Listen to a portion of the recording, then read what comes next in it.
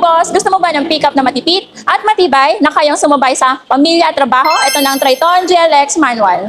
Mga boss, kung akala nyo ang pickup ay para lang sa construction o negosyo, isipin nyo ulit dahil itong 2026 Mitsubishi Triton GLX manual pwedeng pang negosyo, pang pamilya at pang araw-araw na biyahe. Sa ilalim ng hood, meron itong 2.4-liter turbo diesel engine na nagbibigay ng malakas na hatak at matipid na konsumo sa diesel. Kaya kahit puno ang karga o pakyat ang daan, hindi ka bibiguin.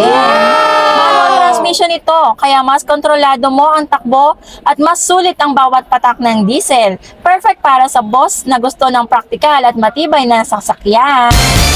Pero pagdating sa forma, mas agresibo na ang bagong Triton ngayon. Malapad ang tindig, matapang ang harapan at siguradong mapapalingon ang mga makakakita. Sa loob naman may touchscreen infotainment system, Bluetooth connectivity, steering wheel control at malamig na aircon. Dahil controls at malamig na aircon. Dahil kahit workhorse ang pickup mo, dapat komportable pa rin ang biyahe.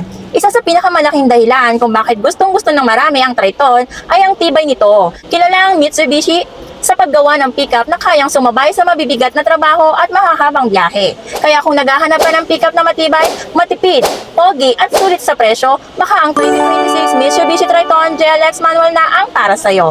Message mo na ako ngayon para sa latest promo, low down payment option at bank financing assistance. Baka ikaw na ang susunod na release ko.